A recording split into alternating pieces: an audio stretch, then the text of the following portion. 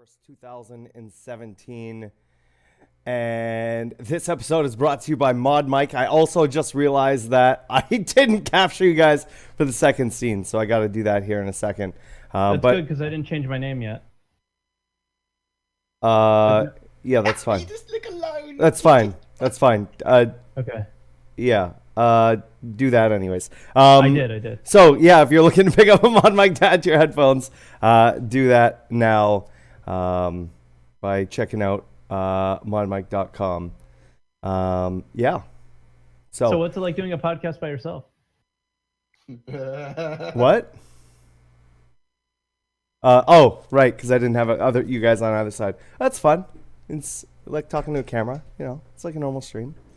Except for I hear you guys in the background. You guys are on now. We're on the main screen. But when we go back to show something, I'll have to add you guys really quickly. Cool. So yeah, if you want to change that, have you changed that yet? I did. I guess we'd have to get into another call. Yeah. So I don't know. It's behind my name, so we're okay. Well, for this scene is, but for me to pull you up on the other scene, it won't be. It'll pull up the whole thing. You want me to leave and come back? I would like to. Sure. Okay. Whoa. Tyke might not come back, though. He'll just be playing Conan. No, he won't. And bored none of that while we're in the podcast. Anyways. I've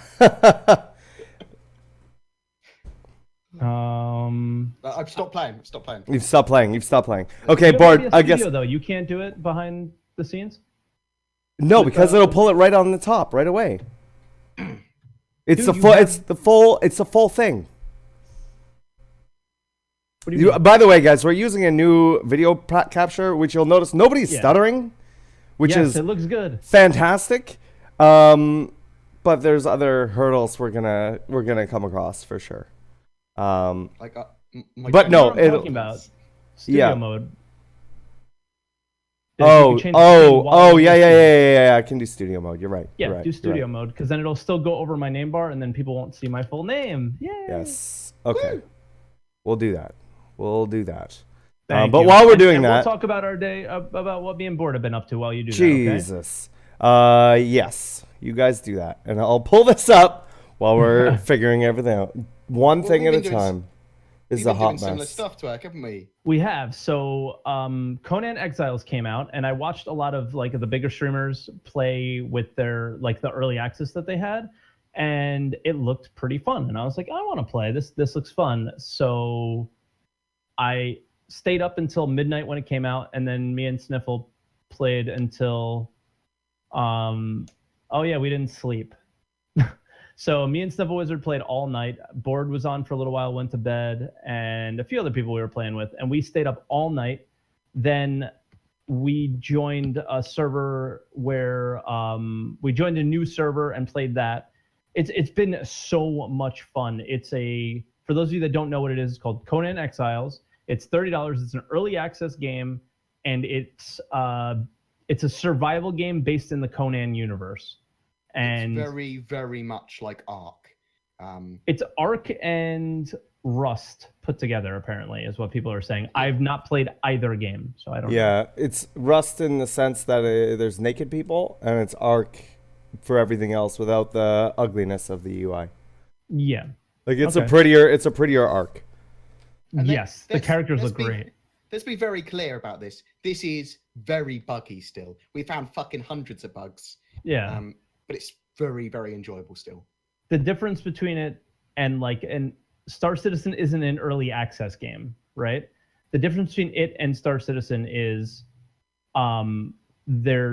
despite the bugs, there's still tons of gameplay, right? There's tons of content, things to do. I kind of felt like we were in almost indie-ish game early on, and just okay, we're gonna build our base and that's gonna be it. And it got there's so much more to do. So I don't know. There's a very, very tiered level of depth to the game where we're fighting quite early level monsters, but there are big spiders, there's giant rhinos, and massive boss monsters fucking everywhere as well that we haven't even seen yet. So there's a lot going on to the game. It's all on one map at the moment. It's not procedurally generated like Rust or another game would be. At the moment, it's all on a default map. In the future, maybe there'll be prop gen. But it's very enjoyable, and I'm fucking loving it. I'm obsessed with it at the moment. Mm-hmm. Source, is there any way you can turn me up through Discord? Because people were saying that I'm too low. Let me check. Or me and Bored were too low. You can do it in Discord. Oh, I can do it. I think I have you both. Oh yeah, here. Yeah, just turns up a bit. Yeah, Bored was already turned up a little bit, but there you go. You guys are both on 200% now. 200%. 200%, mate. Yeah. Nice. I feel like 100% stronger than I was before. 1,000% stronger. It multiplies. Yeah. It multiplies? Oh, I didn't know. But yeah, I think it's a really fun game so far, and it's good. Like, there's obviously it's early access and it's first implementation of early access, right? So it's getting better. From what I've seen at the moment, the early and possibly mid game, I actually prefer Rust or Ark. But as with these survival games, it is very much who you're playing with, and because we've got a nice big crowd, it's that's what's doing it for me. I play any survival game pretty much with a good group of people.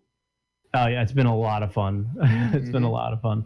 So yeah, so we ended up late last night, or like not late, early last night, I'd say. I was like, all right, I'm home. I'm buying a Redacted server, and we joined up with Test Gaming as well to make a server. It's a 40-man server. You have to be a subscriber or a Patreon backer to like YouTubers that are in the groups, all that stuff. So if you are already, all those guys should be sending out that information to you. If they haven't done it, they should be doing it soon. And yeah, it's really, really fun. Gonna do that in a second. Fuck, Bored needs to do it. But yeah, it's I'm too busy gathering resources, Twerk. Yeah, but no, it's really, really fun. It's a good time. And so it's Test Gaming subscribers, Redacted subscribers. It's not like Test versus Redacted. It's I thought it was. I definitely put that out in my sub mail. Oh no, it's not at all. We're all we're like that's boring. Myers and my guild we're working together, and people are making their own little clans. So there's people versus people. Now, there's a little caveat to this. There's also a CIG clan, and they are aggressive. They attack very aggressively. Watch out for those guys. So Tyler Wicken and a few devs have their own little clan and are building up, and they're moving pretty quickly. Every time you killed him, he'd give like an Idris away or something. Yeah, something like that. It was something similar to that. Yeah, I thought it would be a good idea anyways to do the verses, because then it doesn't get boring. But it's not going to get boring because there's multiple clans. Okay, maybe I'm. Want to fight? Yeah, maybe I'm. You're putting rules confused. In. There's no rules, Saurus. No rules. No rules. Okay. You make your own groups. Gotcha. So it should be fun. So yeah, we're all currently trying to figure the game out now, a few of us, but there's only a few people that had the access to the server, and now there's more people coming in, and there's already like 3 or 4 little clans that are popping up and growing bigger. So it's pretty cool. My clan though is the League of Extraordinarily Small Gentlemen, and we have the tiniest penises you can possibly have in the game. Literally tiny. Yes. And the lore behind our clan is that we go around and ask everybody to see their dicks, and if their dicks are bigger than us, then we have to kill them. Because how are we going to reproduce if there's all these big dicks running around, and none of the girls are going to want to hang out with us? So that's how it's working. You brought a girlfriend. So I run around going, earlier. "Show me your dick, show me your dick," and if they don't show me your dick, I got to kill them. The game's got some pretty dark vibes as well with the slavery system. Like you can tie people up and drag them behind you. Yeah. And they ragdoll everywhere. So you're like, oh my god, there's some good bits to it. Yeah. Right on. It's fun. It's really, really fun. I'm enjoying it so much. Mm-hmm. So other than that, I don't know. I've been playing Mass Effect. I played Undertale as well. It's a very interesting game. Oh, I love Undertale. Undertale is very interesting. I heard it's very like hit or miss, whether you like it or not. I like it, but I don't at the same time. Like it's a lot of reading, and like it's to stream it, you kind of do have to read what's on the screen because you can't read it at your pace, right? And what if somebody's behind you and then you just skip over what was being read? And I don't like reading, so it was kind of like. Fair so enough. for people that are saying I sound muffled and all this stuff, Yeah. I plugged in this mic 2 seconds before we started, so I didn't set it up at all. So if it's that bad, prepared. It's pretty bad. Yeah. You're pretty blown out. Okay, I'll put me back to 100%, Saurus, and I'll switch to my other mic, and we'll get this set up for next week's podcast. Okay. It's just we'll have to do it that way because I didn't get a chance to. You want to bring your mic a little closer then? It's not even up yet. Hold on. Oh, it's because you took the other one away. I was like, oh, it just sounds really far away. How about now? Yep. Okay. That's so yeah, way I just better. I need to work it out. I plugged it in and was like, hopefully I don't have to change any settings. Because I went to my P.O. box. We were setting up Zoom. I went to my P.O. box and came back, and it was like, okay, we're live. So, yeah. Okay, and I brought you back to 104%. How does that sound? Delicious? Sounds great. Good. Good. So that's what we're doing. Yeah, and we already covered you, Bored? I mean, What you I did the same as Twerk. I've been obsessed. I went to bed at 6 a.m. this morning playing Conan. I didn't. Twerk will occasionally say stuff like, "Oh, we're going to do that tomorrow or whatever, or later," and I'd be like, "No." Yeah, like No. Bored has progressed us way further than I think we would have progressed if we didn't have him in our group.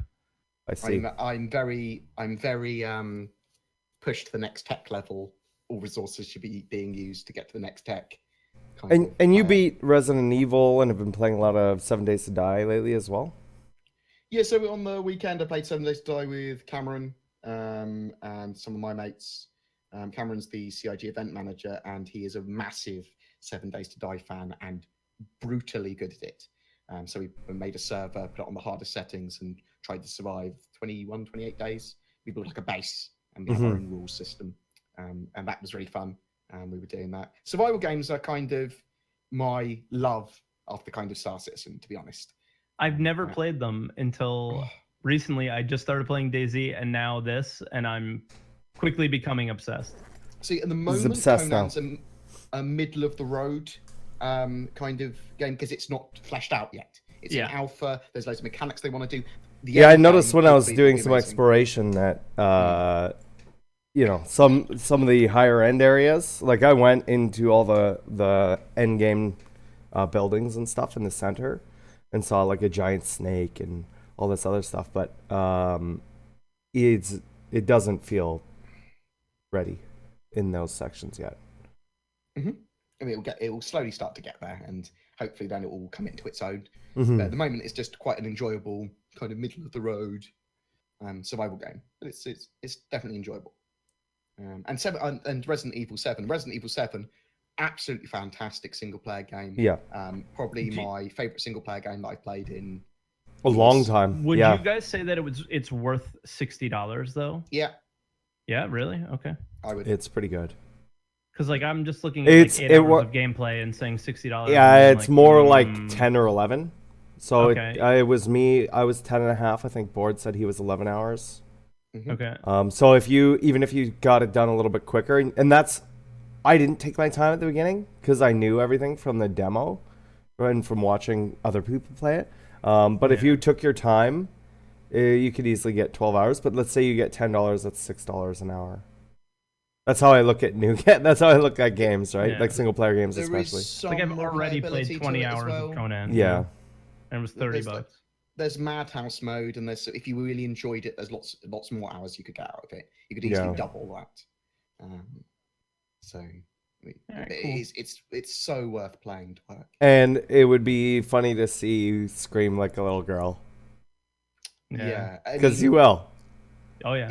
Yeah. Yeah. It's good. We're all like, yeah, pretty much. You will.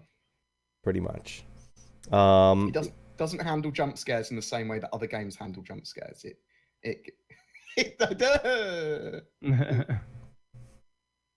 The one jump scare I got on stream was. Yeah. There's lots of those moments, and then when you're trying to relax, you then get jump scared again or whatever. Yeah, they time the jump scares really well because it's not too much. It's just enough, I feel. It's not like in your face. It's like you've been grabbed. Yeah. It's like the things are there. They want to kill you. What about you, Saurus? What have you been up to? So for myself, been playing Star Citizen still. Doing Star Marine in the morning, just at least to start. I've found it harder and harder to go longer. But I've been doing split screen on Mondays with Stacy, and that's been fun. Getting her in there because it's all new experience to her, so it kind of revitalizes it a little bit for me. Beat Resident Evil 7 right after the podcast last week. I just went for like 5 or 6 hours and just finished the game. And then I had early access to Conan, and I jumped in that and wasn't expecting the nudity right away. It's it's not even that. I guess. It's like, I was like, okay, it's just gonna be boobs and like loincloth. No, it's everything. You'll like if you're swimming underwater, you'll see a butthole, everything. So, it was been all right. My problem was because I was in the early access stuff, and whatever. I couldn't get any of the viewers to join me, so I was kind of playing by myself. Yeah. And this is not a game to play by yourself. While I was doing okay, it's not really something I would be able to do long term by myself. So I am looking for more people that are interested in playing that, probably in the evenings. Like you said, we have a server that I'll probably be playing on the majority, but depending on what some other people are doing, for some of my dual streams, like later tonight, for example, we may be on a different server. But I'm looking forward to that and forward to playing all of that stuff. But outside of that, that's been pretty much it. Haven't really been doing anything else. So I've been feeling a little stuck because it's like I want to get into other games. I want to start playing other games, but looking at the selection that there's like Conan. Yeah, Conan. And it's like I don't Conan. Yeah, and so when you're playing that by yourself, it's like, okay, well, this is meh. Now you have a server for all of but I'm still always looking for other games, other new releases or early access titles or anything like that. So if anybody ever has any suggestions, feel free to message them to me. I'm happy to take a look at them. But so that's pretty much what I've been up to. Not a whole lot. But let's jump in. Let's talk about Star Citizen. Whoa! Are you sure? I am enjoying Conan quite a bit. I'm enjoying Conan quite a bit, but this week was really good as far as there's a lot of new stuff. We saw something amazing, I think, this week that it gets my juices flowing with Star Citizen like Endgame, right? We saw a little sneak peek at outposts on planets. Yeah. Oh, okay. Yeah. Oh, are we jumping ahead to that? Well, no. I'm just like kind of. Just going through a few of the things that we saw, but the first thing that I have on the dock is Citizen of the Stars. So that was a new episode of. From CEST. Well, this is our new Monday content, I should say, not a new episode, but it's our new Monday content, and it was interesting. I kind of like the format of it. It was pretty cool. It's like a revised Wonderful World of Star Citizen. That's a little bit. Yeah, it's like new and improved. It kind of takes all the community elements out of ATV and wraps them together with the Wonderful World of Star Citizen and puts them into a slightly corny Disco Lando show. It's very disco. Yeah, it has disco, and disco's humor is definitely in it with like the lightning round questions and stuff. That stuff's kind of cool. I like that, So the quantum question thing is a good shout because some of those questions that you ask are actually good. It's a mixture of stuff about them as developers, which is great, and I like to know. Which was actually like back when what was his name? The shorter guy. Wingman. No. He was just like a community manager, really short. James Pugh. Yeah. He would do the interviews with the devs, and like even though those were like, nobody really cares. Like it was still like kind of interesting to see like what their favorite movie was or what their favorite game is. Like, like even that stuff's kind of interesting. It makes it more personal. Like I know we love when the devs pop in the chat, and because sometimes they talk about not Star Citizen, they talk about other games or they talk about things that they're interested in, and you find out more about them, and you have like you feel like you connect with them in some way, and I think that kind of stuff is good too. So it's quick. Nice to see they're doing it quickly, get it out. It was nice to see Ben back in the saddle as well. Like you can see they're phasing Ben in more and more now that he's a lot better. And it's good to see him be more part of it again. For sure. I think a lot of people missed Ben. Yeah. So you could like he's better, maybe he's healthier and all that stuff. So yeah, I mean, I don't think it will never replace 10 for the chairman ever. Yeah. I don't think anything 10 for the devs or anything. Yeah, it'll never replace the 10 fours. Those are tough to beat. So if you're gonna try and this was our Monday content before and this is our Monday content now. I think it's a little tough to compare the two, but overall, I think it's pretty good. I like it. And then ATV was kind of what I alluded to before. I think there were a lot of really good updates in ATV. There was a lot of cool stuff that we saw. So the first thing on there was the Miss Grazer update. So it's a quick little hit. Hey, we're still working on the Miss Grazer. Check it out. And it's not. There's no textures on it. Did I put the wrong link there? Yep. Oh, well, I'm sorry. We've got it in white box though, and it's nice in white box. They're working on it. It's getting work pretty quickly. Yeah. So yeah, I mean, it's nice to see that, and they're already like looking at it based on, okay, well, this is where the pilot's getting in, and like those are all the pictures that they showed us. Is like, I don't know. I have all the wrong links for all the things, so I'm showing the explosions right now. I'm sorry. Okay. No, it's okay. That's on me. It's I don't know why that happened. It's all good. Yeah, because I copied link at the proper places, so it might have just been whatever was wrong with something happened when it's all copy good. Time? Whatever. So what was I saying? So they had like the pilot in different positions. So you could tell, like, they always say metrics. Like, it's clear that they're like paying attention to the metrics with this one, because all the other ships that came before, right, is the metrics are wrong, and we need to change this and change that to get the metrics going. So it's well, I mean, those are always going to change. Even after the game's out. They're standard now. The metrics of the size of the pilot. The size, like, that shit is standardized. So now the ships are going to come out faster. Like, that's the point I was trying to make. So like they're building this ship knowing all that stuff. So I wonder, like the physicality of them. I'm saying more of like things like thruster output and weapon damage and stuff like that. No, that's not metrics. That's like the flight balance stuff, right? Which I mean, you could still say that's like the flight metrics and stuff. It would just be the terminology you use, but that's okay. Yeah, it's okay. I understand what you're saying. Yeah, and then speaking on that, the UK is going to do another balance pass. It sounds like. I know the flight model got some really positive reviews, but then some really negative reviews. So some people are happy and some people aren't. You're always going to get that whatever changes they make. They could literally make the game better by pretty much all measurements, but there'll still be some people that don't like something. In this case, they can probably strike a happy medium between the two groups, hopefully. Because I'm relatively happy with the new flight model. I just like it slightly faster in SCM mode, and for boost fuel to be more manageable and important because it runs out quicker or whatever. Yeah. I'm interested to seeing what they're gonna do to it, right? Are they just gonna tweak it a little bit, or are we gonna see a whole new change again?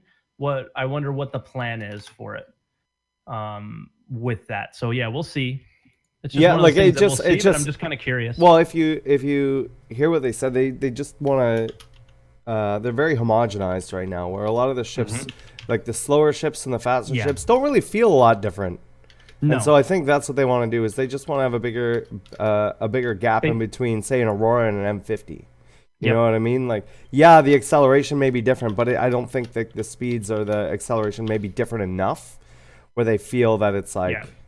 you know. Yeah, like they did. Yeah, that's what they said. They were gonna take a look at the SCM speeds on everything, and I wonder what is it more than that? I guess that's what I wanted to say was like, is it just gonna be more than just a couple of SCM tweaks, or are we gonna see another like complete overhaul type thing, or more addition? Like they've told us multiple times, like, oh, a lot of the changes that you guys don't like, we're gonna be adding them in, they're just planned, but they're not ready. Yeah, I yet. think it's just going to be speed changes in general. I think so too. Lowering and raising, depending on what the ship is. And the next thing was there was some VFX work that they showed us, so we kind of already saw it, right? It was Yeah, the I'll Caterpillar. bring it up again. Cool. It was the Caterpillar thrusters. So like when you throttle down and you throttle up, you'll see the difference in them, as well as some things on the Herald, like the explosions, which was cool. And then Yeah, just I ship think it's weapons. more smoke effects and stuff like that is what it looks like for the. Yeah. And then the ship weapons. And the thing that I was like, God, man, the one thing, if there's one thing that I hated about this, and I absolutely hated this about this patch, is all of the if you look at all the weapons firing, there's like 2 weapons that are white, or 1 weapon that is white, and the rest of them are all red. Yeah, it's annoying that they used to have the different colors, now they don't. I mean, I'm hoping that you'll be able to change that with either the round types or just as a visual thing. Would be kind of cool.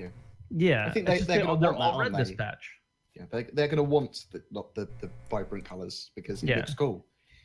Like they already have sounds, like you can kind of tell what people are shooting at you based on sound, but I still think you should have that visual cue as well, you know. And I was like, kind of like, made me sad. But then we just saw a bit of it as well, was the surface outposts, and this is something that I think I can talk for the next 3 days on. Like when I saw this got me super excited of just the possibilities. And I know, like from that Dan Truffin interview a while ago, that these outposts, when on first implementation, are going to be for NPCs only. NPCs are going to live in them and work in them and do those things. I'm assuming we can interact with them in some ways, probably. But I imagine we'd still be able to get in them and run around them and stuff. Of course, but they can't be ours, you know? Right. Now, something I would have liked to have seen, because we have seen these before, is seeing the inside of them. Seeing how what they look like in comparison to the stations and stuff we see now. And what I thought was cool is this night version here. When you see the planet or the moon in the back and you have the Argo here. I think it's an Argo. It reminded me very much of Arma 3, actually, that scene. Which is something I think is awesome. Like, I really like the nighttime lighting and everything and how it looked like on the planet there. But yeah, it's Bored, check this. Bored. Yeah, Bored. You're yeah, so I'm really looking forward to it. I'm interested to see in what it's going to how it's going to affect the gameplay, I guess, when it comes in. Obviously, for like you said, for some limitation will be for AI, but I mean later on down the road, how is that going to work? Is that going to be something that we can place, or is that something that we find and we take over, or how is that going to work?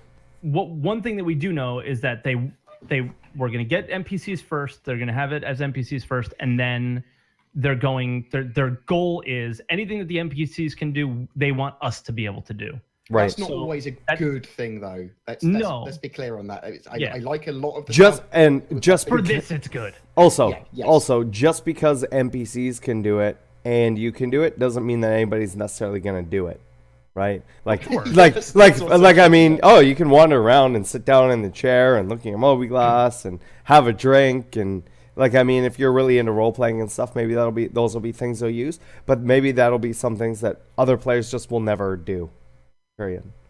So it really depends on what mechanics or whatever.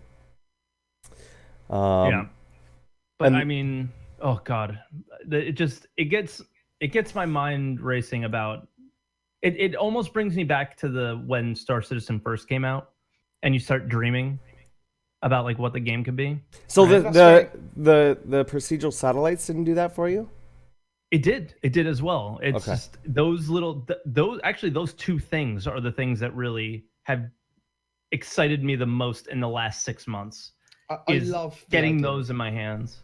of base building like that, and running like a little industry operation with those bases on planets. Yeah, no, That sort of stuff in the future. Oh, Yeah. we don't know if that's going to be a thing, by the way, for everybody listening. Like this the is base all building and speculating. stuff. Yeah. they have said that that's what they would like to do. They would love to do it, but it's they not get- something that's guaranteed or anything They've yet. given examples though. They said that on a planet, players could be running a drug operation where they build a base, build landing pads, landing strip, build storage for chemicals, and then create contraband there, slowly expanding their operation out using a lab to create more drugs, and then sending it out in ships like cutlasses or whatever. Mhm. And I love that. I mean, it's obviously going to be a while before we get that.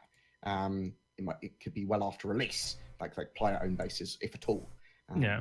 But just having those bases, even if they're discoverable and fightable on, just with them having that in mind that we could have bases, I do like that.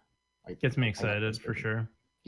Yeah. It's just like we're playing a game. Like it's nice to know that we're playing not on going to be getting just barren planets, like rocky barren exactly. planets. There's going to be their mindset is 100% on creating gameplay. Mhm. And all sorts of different gameplay that, you know, you go from one planet to another and maybe have just a completely different experience, you know? And like right now we're playing a test bed, a demo almost, right?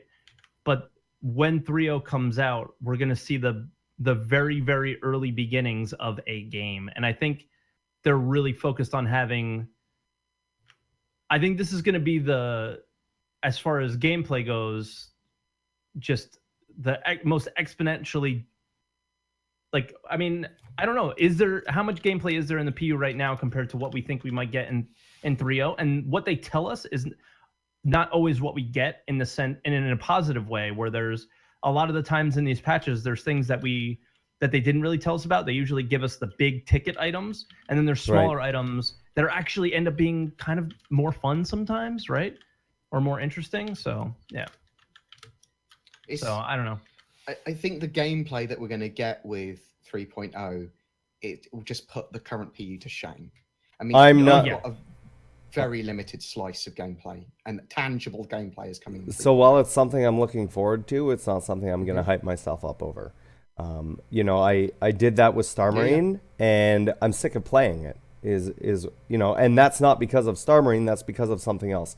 And I want to make that very clear to everybody else. I know there's a lot of people who are very overly excited for 3.0, for whenever it comes out, whenever that's going to be, whether it be 2 months, 6 months from now, whatever it is. But I just want to make sure everybody's reality check is there, that it's still the first implementation of all these giant things, giant assets coming in and all this other stuff. We still haven't even seen what's going on with the network stuff. Yeah. Right? And that's everything still depends on that. Our next patch is the network and the mega map, you know, in the next couple patches here. So it's like, you know, it depends on how well that's implemented and all of this other stuff, because if the game is still running at 20 frames a second and there's still like all the bugs that we're seeing now, then it's going to be not just like adding new content is cool, but it's not going to bring in a lot of people, or maybe it will for like a week and then it'll go back to exactly how we're seeing with Star Marine. That's what it is for me. It's like we have always wanted, and the dream is to have tangible gameplay for Star Citizen in like the MMO persistent universe that people will constantly play in, and that we can jump in and be like, I want to do this. My next goal for the guys that I'm playing with is to go to this and get this ship, or do this mission, or do this, and we can jump in all together really easily without everyone crashing and do this mission together that we've never done before. And we haven't had that yet in Star Citizen, and that is why we live in the dream, and that's why we have the hype. It's because we're like, well, hopefully the next patch will do that. And that's what we're waiting for. We're waiting for a patch that gives us tangible gameplay that we can come back to. Yeah. And I think we're all hoping that happens before beta. like So here, we're hoping it happens to 3.8. here's the thing for me, Saurus, and you make a completely 100% valid point, Mm-hmm. and I'm going to play devil's advocate, but it's also my opinion on this because of playing a game like Conan, playing a game like DayZ. Like I've been playing a lot of different games lately, and those games actually have a solid groundwork of, you know, different types of gameplay. Emerging gameplay can happen Mhm. where, again, there's not as much of that in Star Citizen yet. And like Board said earlier, there's hundreds of bugs in Conan. It is buggy Yeah. as shit. But because there's gameplay, it is so much easier to ignore it, Right. right? And So then, well, there's and lots of you bugs in can. Star Citizen you just can't look past because Well, you they're can't- game breaking. That's the difference. Well, is they're these game these breaking, but there's not much of a game to break. Yeah. well, when you're playing know? Star Marine or you're playing Arena Commander, I would say, you know, the latency would be game breaking.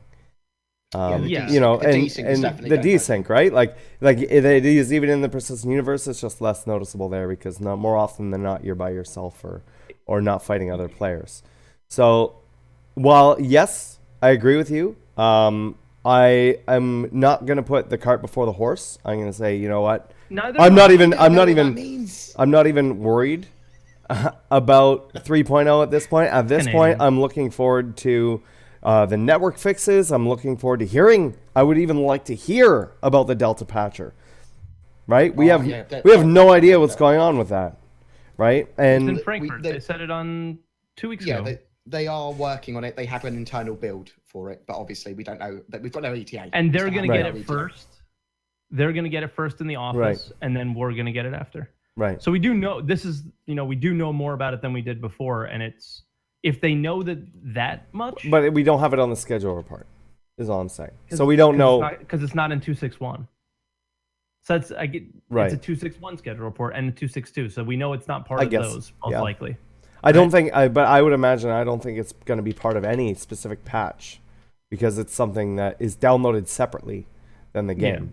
So that's just where I'm sitting, right? Those are the main things that I'm sort of focused on right now.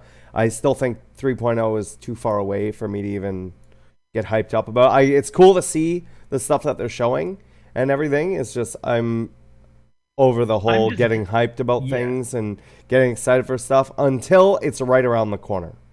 And I know it's right around the corner. I'm still dreaming about the future stuff. Yeah. So like I see when I say that, I want to make sure that I'm clear that this isn't anything that I'm getting hyped about because like, oh my God, 3.0 is going to be amazing. When I saw the Outpost stuff, I know that's not going to be in 3.0. I mean, the Outpost might be there, but like the gameplay that I'm thinking about isn't, you know, it's just me daydreaming about the potential of the game. It's not the potential of 3.0 or 3.1, any of that. It's the potential of what the game could be. Oh, definitely. I mean, I think that's why we play it. I think that's why we put the amount of money in that we have. Yeah, it's all the potential this game has. It's just definitely the potential. But I just think that from my standpoint and as someone who shows the game to everybody, just to be super clear, not to get yourself overly hyped for stuff, is sort of my takeaway from this, I guess, is just to make sure that you keep yourself in check. And I'm not saying you as in Twerk, I'm talking you as an audience listening.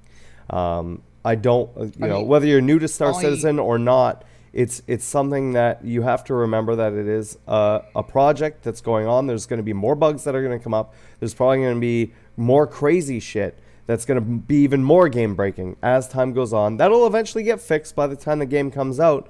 But I just want people to do that because I see all the time people get super hyped for something and then they're super disappointed. And then they get super hyped and they get super disappointed. And it's just, it's not a roller coaster that's able to go, like, people aren't going to be able to continue to do that to themselves because something like it will break people, right? Like you'll get sick of it and you'll just stop playing it.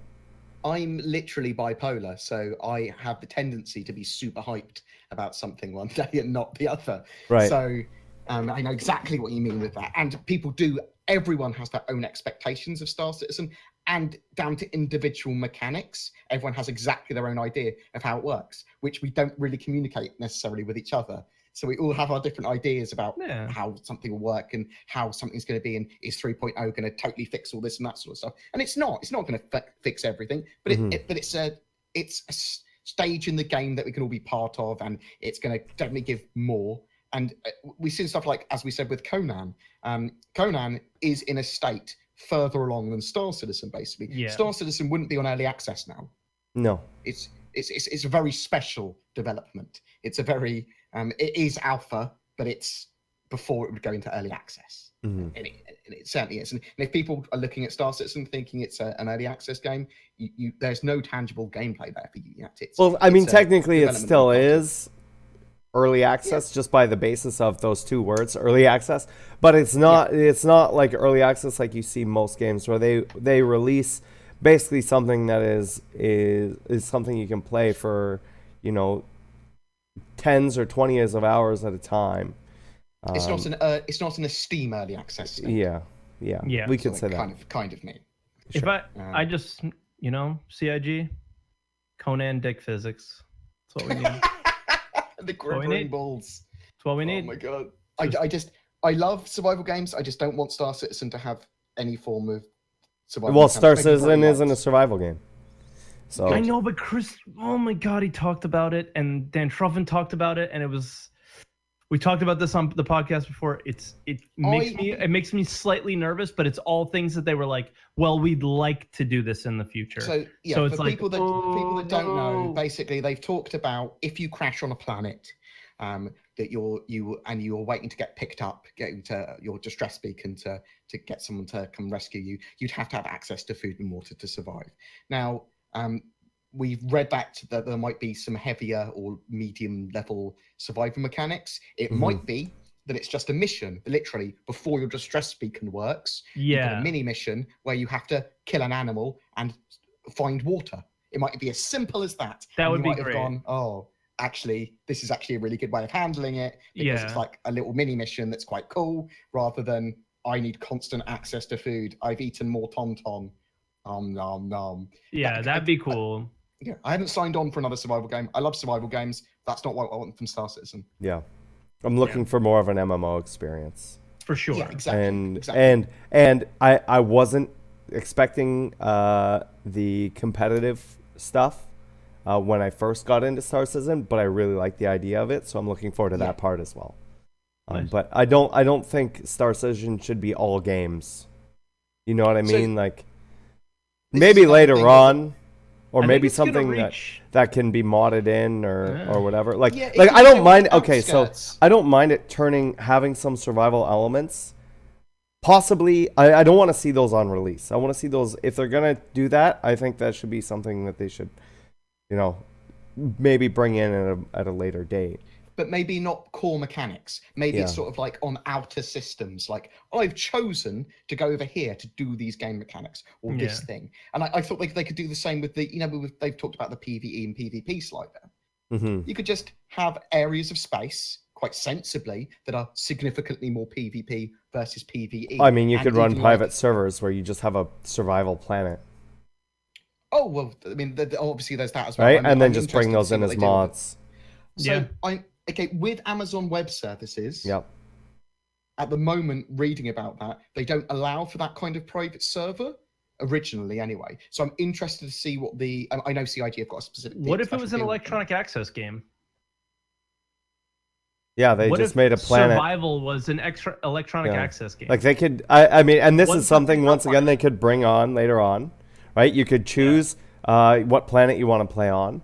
And you could even you could go as meta as having like King of the Hill stuff. There's a word for this though, and it's feature creep. Yeah, and that's why I'm saying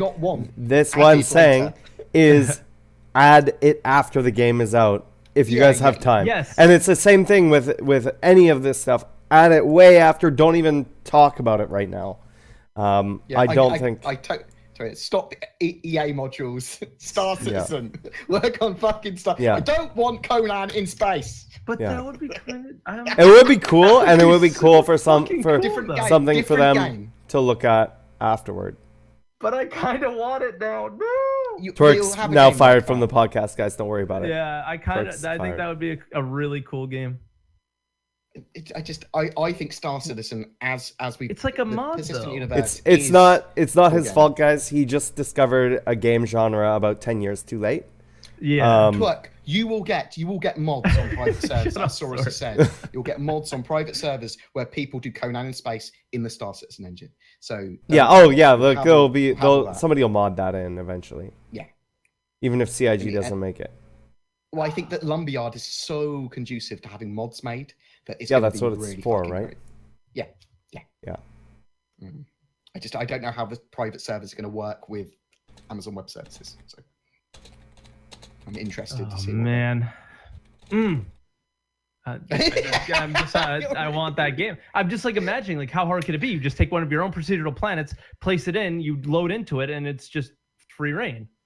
You change a couple sliders, and that's it. Like, what do you mean feature creep? It's already there. Well, you don't need to. We can do it in Star Citizen to work. We can take over a planet, and just say if you're landing here, no tech allowed.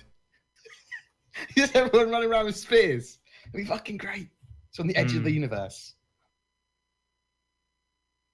Fair, fine. Anyways, moving on. Engineering intelligence. They talked about this for a while. Something I've noticed before we go into actually the meat of the subject. Just something fun to notice. Anybody that talks with Tony Zurovic picks up his habit of saying, oh my God. Every single person. I didn't even talk to him. I just watched it a few times. And now there's a counter in my fucking channel. Yeah. Every time I type Francesco's done it. Chris Roberts done it. Aaron Roberts has done it. Anybody who's spent any amount of time with Tony Z, they just start saying it. Yeah. So much that I'm considering making a emote. I think you might be able to teach foreign people the English language just by talking to Tony Z, because they just slowly, at least to pick up very quickly. Oh man, it's his hand. It's his hands as well. People use the same hands as him. Like maybe he's an alien. Maybe he's an alien. Maybe that's why he's like so awesome and good at his job, is because he's so different from us. Illuminati confirmed. Yeah, he's Illuminati. That's what it is. He's Illuminati. You think that's what it is? Well, it looks like his hair needs glasses, but not him. It's weird. What? I don't understand. I'm looking at him to try to get what you're... Well, yeah. People put glasses on their heads when they don't need them. He only needs them for reading. What do you mean like doing this? So you think he's an alien? No, that's not like you doing that at all. Have you ever worn glasses? Have you ever worn glasses? No. They're the most uncomfortable thing in the world. They're terrible. So he only puts them on his head when he needs them because it hurts. It's not fun. Them off. Yeah, but now I can't see you or anything that's going on. So if he only needs them for reading, he puts them up on the top of his head. So shut up, Bored. Jesus, do it. Don't hate us glasses wearing people. All glasses wearers are now considered Illuminati. Confirmed. Yeah. It sucks, Bored. Confirmed. So, the meat of this was pretty good. Some of it was pretty good. So there was a lot of the repeat information about AI that we've been hearing we've been hearing about AI and subsumption for what, probably about a year now, right? At least. At least. Yeah. This is something that I think was something like they've been using those terms since the beginning of the project. Yeah. Now, with that, the one thing that they said that came boom right out with it was they started talking about where are they with the AI? Where are they with subsumption? Where are they with all this? And Tony right away says, well, basically, it sounds like the coding is done, but the animation isn't. No, the coding's not done at all. And that's exactly what they first said was the design. Like what Tony is doing is he's making the UI for the designers. This is one of the things that he's doing is he's making the UI for the designers so they can go in and easily point and click, I guess, to make missions, to make the AI do what they want, and to do all this. So he's making tools for the designers. So those tools are made. Now, Francesco's job is to code that stuff into the game. And Francesco, that's when Francesco said, like, no pressure, huh? Like, it sounds like a very daunting task for him and his team. Yeah. Like, it's going to take a lot of work, and it's going to take time, and it's going to be difficult, but they know what to do. Like, Tony said this a while back too, is they know what to do. It's just a matter of actually doing it. Now, my question to you. There is. Oh, go ahead. So I think there is a small issue that CIG face, and it's the thing that causes them to take a long amount of time and stuff. They can't get a load of people to work on a single task, very specific tasks. I'm talking about like artwork on ships or very specific AI coding, because they need very skilled, very talented people that are experts in that subject. So they can only get 1 or 2 or 3 people at any one time to work on very specific tasks for AI. There's not people with enough talent to write certain bits and bobs. So it's difficult for them in certain aspects of their like very complicated tech that just takes time, not matter how much money or how many staff they have. And I think this is one of those things, that this particular AI stuff is very complex. Now, my question to you is are you expecting any sort of AI stuff in 3.0 because of okay, so then how far out does that really look? Exactly. The more we hear about the projects that they're working on now, the more it shows you like how far away this patch is. And I think that's why they said 2.7 by accident on the first happy hour, is because I think they know too, and they got to give something in between. But so for there's only 2 things that I really am expecting AI wise for 3.0, and that's NPCs kind of moving around the world on planets, literally just walking around, doing random things with animations, possibly doing something a little bit clever when they see you and reacting to you. Nothing major AI, nothing huge major AI. Yeah. But also the ability to have encounters randomly in space with AI. That's the only 2 things that I'm expecting. Pretty simple stuff compared to what they're talking about with the subsumption stuff. Yeah, and even with the subsumption stuff, the mission system, I expected this complete overhaul, something completely different. And Tony in this episode mentions that the first implementation of the mission system is not going to look very different than what we have now. And I was kind of like, well, he doesn't mean it like that. No, I mean, he elaborated it's going to be similar types of missions though. Yeah, but it's going to be there is going to be a slight modularity to them, a slight dynamics to them, where they're in slightly different places, and that sort of stuff. And they're going to have different endings, different beginnings, different middle bits.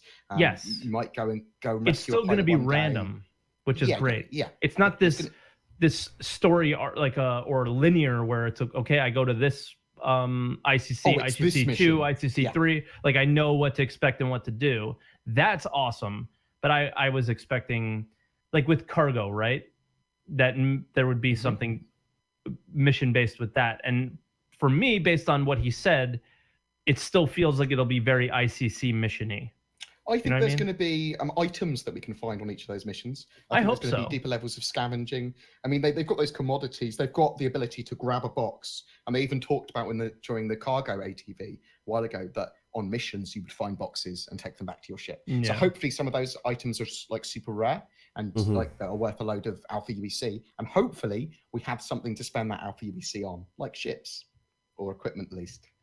Yeah, and equipment at least, but I would think out of anything that they haven't told us would be in 3.0 that doesn't make it in, if it was ship buying that didn't make it in, that would really bum me out. I think it's very easy for them to put it in. It's just whether they think it's worthy of testing for their vision at that point. Do you know what I mean? Right. I guess. I think it's very important. I think it's very important as well. I can never see the overall picture, and I kind of wish I could. I do understand that just because we want something doesn't mean it should be there, although it should be there. Yeah. I do want them in. I do want them in 3.0. Yep. I think it's important as well. Yeah. So I don't know. I thought this was it's always really fun to watch designer type things, and I thought this was really good. It was long, which was like It was very I think long. they started 5 minutes into the 45-minute show, so we got 40 minutes straight of just porn, basically. Liked like the information Star Citizen that got was banned given. from YouTube for porn. I liked the information that was given in engineering intelligence, but I don't feel that that particular thing has any right being in an ATV. Yeah, and should have been a I separate agree. video. I agree 100%. I just maybe not in an ATV today. Like, no, it needs to be its own special featurette. I liked the alien languages thing, but it wasn't an ATV. It was a special. It wasn't an ATV. It was a thing. It was a thing on AI and subsumption, and the whole reason that they said they changed the way that they were doing ATV was for the more visual stuff and everything like that. And this is something that I could see, showing up on a Monday every now and then. You know, like this would be if they were doing something like this and doing deep dives into different mechanics and things like that for as its own thing. I agree with Bored on that. So, and I think I don't want to shoot myself in the foot here, because my channel, its most popular thing is my news, which is the idea of it is compacting all of this shit into a small container and then regurgitating it. But ATV specifically, people want to watch, in my opinion, they want it to be short. They want to know when stuff's coming out, why they should be interested in it, and then some deeper levels of what the studios have been doing. Yeah, that particular time, with some shiny things dropped bits. in the middle. Shiny things, exactly. Yeah. People also want to see those cool shiny things, but no more than 20 to 25 minutes an episode. Yeah. And 40 minutes is fucking really long. Yeah, really but you're... long. I mean, are we really complaining about 40 minutes with Tony Z talking? No. We're not. I think you're misplacing that complaining. No, it's I get it, because you want it outside of ATV, right? Yeah, it's just because it didn't feel like an ATV at all. But then we come on that's fine. But then we come on the podcast in the 20 to 25 minute episodes and say, I wish we saw more of this. I wish we saw more of that. So that's where I'm not getting where this part is coming from. Because I don't think that's what people want. I think that's definitely. I think that's more maybe your opinion, but I don't think that's what it's very much the my community opinion. wants. Yeah. I think they want more. I don't think they want to see a 2-second thing on the Mist Bracer and then a 2-second thing on the weapons. Like, yeah, exactly. Why not show us a little deeper into the new weapon things? Well, they did it already, I guess. But that's the sort of thing I like. I would have liked to have seen more on bases. I would have liked to have seen more on faces. I would have liked to have seen more art and cool items and things. And I think they can flesh that. Even if they're just showing like concept art or something. Yeah. Just change, like, because they had one camera pointed on two people and the same thing. There's not even camera switching or whatever. It's very easy to sort of zone out. And I found a lot of people while we were watching that were even myself, I was zoning out. It was like hearing the same thing, and it's like, okay. I think what it is that I just wasn't expecting that length and detail going on in. Well, no, it hit us like a brick wall. Nobody was expecting it to come in. Yeah. At all. So I don't know. For me, good, but it's just... I loved it, and I don't mind it being in an ATV personally. Mm-hmm. That's my opinion. That's fine. But the thing that actually, the only negative that I have about this one is they explained how far out it was basically in this episode. And I do want to talk a bit about the animations, and because we do kind of talk about the news and the going on and inform some people. I think some people watch the show for information through us too as well. So I do want to go into a bit more about it. But the only thing that bothered me about it specifically is they explained how far out it was. And this is my opinion only, I think. I don't like when they talk about or show things that are extremely far out. That's something that was some feedback I was getting from my channel as well, where people are like, why are they telling us more about game design? I don't want to know about game design. We've heard enough about the design aspect of it. We want to see the code being worked on. We want to see the animations working and stuff like that. And I agree with you, and I agree with them on like. How about something like this? Look at this. We know that they're working on the Star Marine maps, right? Mm-hmm. We know they're working on a 261 with some balance changes. how I feel like last week's episode could have, and maybe it's not done yet, and maybe it wasn't ready to show, but I don't think that there's anything wrong with talking to the community sometimes. And ATV is a different animal sometimes, where it's on YouTube, they get a lot of views, and it's kind of sort of maybe how they sell the game to the masses a little bit. But yeah. Man, I really wish ATV was the update show of what we're working on right now. We got 261, we got 262, and these are the things that we're working on. This is so like a video of we're the schedule report. No, not even, yeah, maybe, but like here's what I've been thinking about like videos to see on 261. YouTube. Here's what I'd like to see on a deep dive on 261. I'd like to see, okay, well, we're thinking about moving these things here and balancing the maps this way. And then boom, you get more feedback before you even put it in the patch. And then you go, you know what? Because like I'm sure there's times where they're like, you know what, that guy's right. That didn't work out. You know, and we play the game more than anybody. And when we say, you know, well, I don't know if that's a good idea. And then, you know, the wheels start turning and they're like, you know what, maybe they're right. And then they change it before they actually put a patch out. Mm-hmm. So like, I don't understand talking about subsumption and 3.0 and all these things when nobody's even told us what this 2.7 thing is. And like Tony kind of alludes to it in this show as well, where he says, you know, and there's some other content, or like I don't want to put words in his mouth because I don't know exactly what he said, but he essentially alludes to another patch before 3.0. And it really, every week, it more and more, it sounds like whatever 2.7 is a thing. What kind of thing? No idea. Well, I mean, we could speculate for days, but it sounds like it's a thing. And yeah, so I don't know. But the one thing that I do want to talk about is one of the things that were keeping them from showing. They talked about why we didn't see the vertical slice and why subsumption is taking so long is the animations. Is the animations just aren't working or looking the way they want. Yeah. Yeah. And I feel like that's like a broken record. Like we've just been hearing that a lot for the like it was what held up Star Marine, right? It's what's holding up subsumption. Animations, I don't make games, but it sounds like animations are really, really hard and take a really long time to do. And yeah, I think it feels bad. I was talking to Twerk about this before the podcast.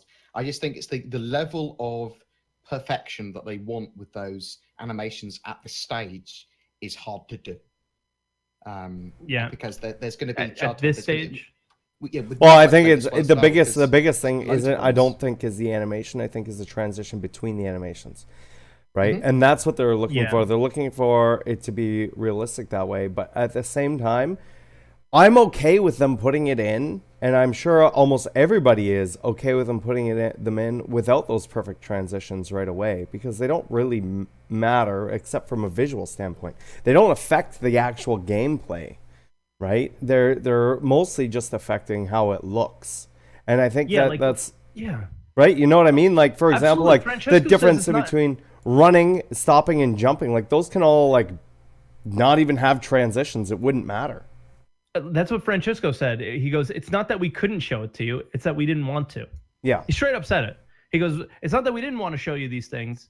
It's not that we couldn't show you these things. It's that we didn't want to because they don't look good. Yeah. And it was like, well, okay. We want to see that stuff, I'm glad you finally said it. Yeah. It's the stuff we want to see. We want to see the white box. We want to see the gray box of stuff. We don't. The thing is us three, or and some of the other guys that have been on I'm speaking for us. Don't mind. We're speaking for us. Yeah. But they definitely, like I said, the ATV is kind of has a much wider audience than the hardest core Star Citizen fans, right?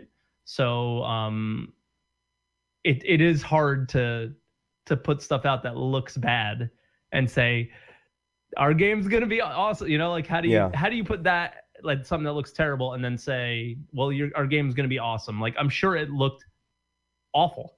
Right. Well, I'm also assuming that, I'm sure they had you also have to remember the precedent that they set for themselves. And in my opinion, I think that was kind of shooting themselves in the foot.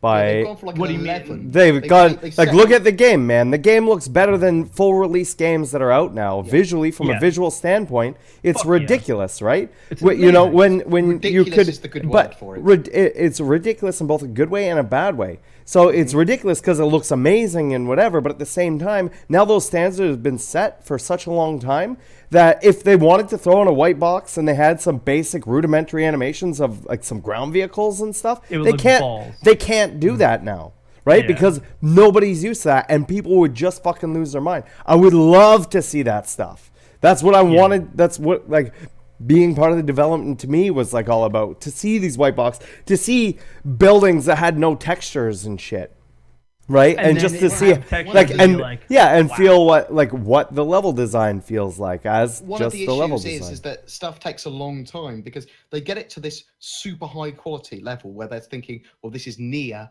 final release. Right. And then, which they shouldn't do, and then they rework it and repolish it later. They're doing like some of the polish now, which is madness. Yeah. Yeah. Because they want to keep the quality up. Yeah. They I mean, want did you those guys- animations to be synced? I don't give a fuck if animations are synced, that sort of stuff. I don't care really. I want more of the game. I want tangible gameplay. And Yeah, they could have made third person people not even animated, just fucking floating around on their feet and gliding around. It would have been fine. Most people Starmarine play in could first person. work mechanically Yes. a lot better Yes. if they weren't going for the fidelity they were. They wouldn't have the massive problems with netcode because they're trying to send too much data because they want everything to look beautiful and your foot has to be here. If you shoot around the foot in this particular situation, you won't hit it. And it's just so precise. And I think at this stage that's madness. But I love what they're doing. It's just I think that is. I'm not why going my to say tape's so long. it's the wrong way to do things because obviously, you know, they know best at the end of the day. I just think Yes, they do. there is different ways about going about it.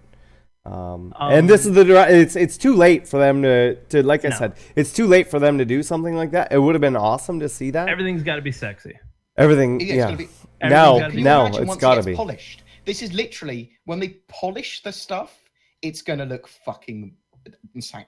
Yeah. It's gonna look insane. And this is funny. Maniglar in the chat goes, so I watched the Mass Effect Andromeda, the new trailer, and I was like, what is this 2009 graphic shit?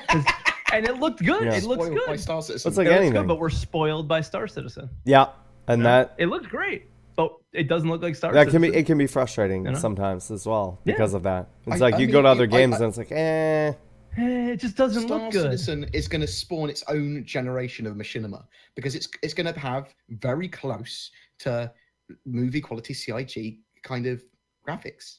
Yeah. CGI, CIG, CIG. CGI graphics, graphic. I mean, it's genuinely, it's a really great for people wanting to do machinima animation really quickly because it looks so good, and you've got the camera controls. Yeah. It's they're putting in stuff now because we're demanding it, I suppose, that they shouldn't be, and they're some of the core gameplay I feel is just it suffers because they have to everything has to look super pretty. I mean, we're having so much fun with Conan. That's not pretty. That's not a pretty game. This gameplay is great though, and it's buggy and everything. It's fine, but it has. It's got works. enough for me to enjoy it. I mean, fuck, I've slept like 4 hours in the last 2 days. Just been hacking the bone. hacking everything. It's been Wow. fun. Yeah, it's pretty accurate. Hacking. That's what you want to call it. Yeah. But yeah, I mean, it was a good ATV, but it was I see where you guys are coming from. Just wanted to do a separate video. Yeah. Because that's why I categorize stuff in my head. Yeah, and then Bored, do you want to? I wanted you to talk a bit more about the happy hour stuff.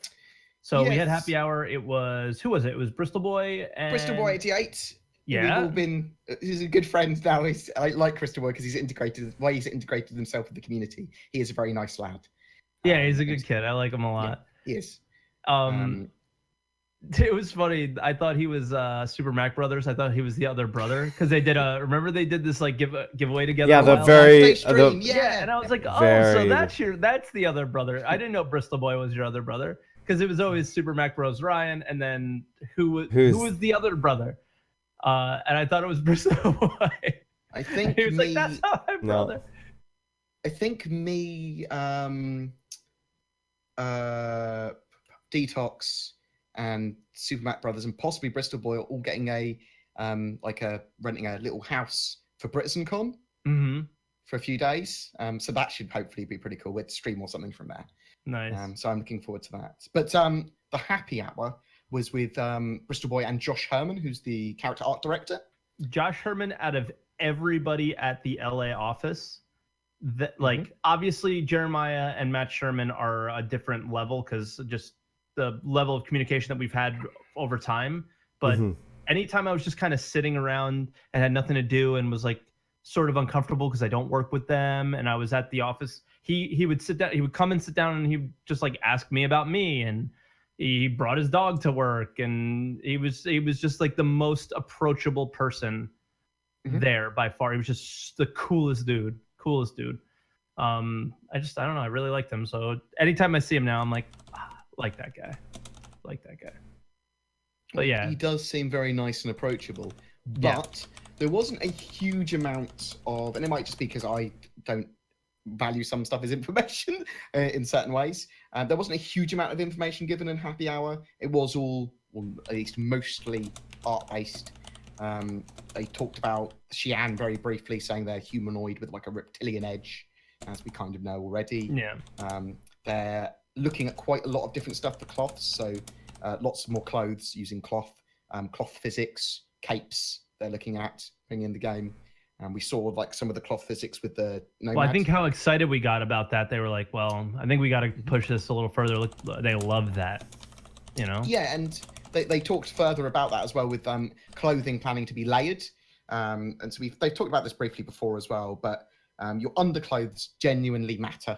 And whether that's, I think they've said like it will be based on damage layers about how you get hit, and certain like a laser might damage your clothes before damaging your skin or something like that. But these layers of clothing aren't going to be overwritten by the layers of above. If you're wearing a red t-shirt, you might see some of that red t-shirt through another layer, or it might raise up the layer or whatever. It's going to be properly layered clothing. And I love that idea. I love the idea that it's immersion. Yeah. Immersion. We're going to have lots of accessories for character customization as well. So face wear, piercings, hats, goggles. Beards? Well, they've talked about facial hair. At the moment, they're working on facial hair for Squadron 42, and it won't be in their customization system until it's ready to go in there. But they are working on 30 different styles of hair to go in to character customization. Right. We're not going to be able to have full feel free to cut your hair or change the shape of these styles, but we're going to have them like, this is a mohawk, this is there's going to be this is Boredgamer. 30's, this is 30 is a lot. I haven't got a hairstyle. This is what would be referred to as no hair. You're good. Thanks. I'm good. I mean, I don't know if we're gonna have the red hair like Saurus option. But can I have some of my hair red? And I imagine they'll allow you to change the different colors. Yeah, but I'm sure you'll. Head. Yeah, there will be different colors. I'm pretty sure they said that. And they will flesh out lots more. This is very much sort of like the first iteration of customization is what they're going for, with like 30 styles. But I think they'll probably add a lot more. I'm interested in their facial hair stuff though, because we've seen facial hair with a couple of characters, the Onion Knight and Gary Oldman. Now, Gary Oldman's was very early facial hair, and they're saying that that's not ready yet. They want a lot better. So suspect that there's going to be some pretty good looking hair in the game. Not huge variation of it. Yeah, I mean, 2 weeks ago the ATV update was pretty. Yeah, it showed the hair looked really good. Oh, that was good. We saw a woman in that as well, and they have talked more about that female model as well. There is no current ETA. They do realize it is important, and they're currently working on the some variation animations, some variant animations. Changing the animations from the male animations. Well, I think they're actually feminizing them. I think they're adding more variants to the animations they already have for the woman. Yeah, like for the male models. Yeah, they're taking the animations that they have for males and making them feminine. I assume they're going to be separately mocapped, aren't That's what they said. I don't know if they're separately mocapped or not. But I mean, it'll be I'm just saying that they're going to be the same things like crouch and lay down and ADS and all this other stuff. Walking, running, jumping. Is just, because if you make them run like dudes, It'll look weird. So they did kind of mention that some items of clothing or some items of customization would be restricted by gender. Mm-hmm. So is that something you care about? Or do you think it's just gonna be something- Yeah, no, I don't care. Yeah, it might be just something super I don't care. simple like bras and stuff. Yeah. I know Board has been saying like I really want to wear a dress. Yeah, all the time. Right. Mate. Sometimes There I you do, and you just don't notice on the podcast. I mean, right now I'm not wearing any pants. Yeah, well, I'm wearing just a thong. I'm wearing shorts. Can I show my leg? I can show my leg. There we Oh go. my god, banned. Yeah. It was a good run, guys. It was a good That's run. a good run. Good thing the podcast is on Soros's channel this week. Yeah. Banned for too much flesh. Yeah. Too much Banned skin. for foot. Yeah. What can you do? Nothing now. Yeah. Nothing. But I mean, that's pretty much all we really have this week. I think. Nope. I have some other stuff to add. You have So some other stuff. Okay, that's all. Shit. That's all that was in the doc. My bad. until I added some more at the bottom. So there's some things that Matt Sherman dropped in my chat the other day, yesterday, the day before. So they're working on the cutlass on the interior, so that is still being worked on. That's about it for that. All the weapons, we've talked about this before, but all the weapons are size 3. We know that. They aren't going to start working on the variants until the Cutlass Black is finished.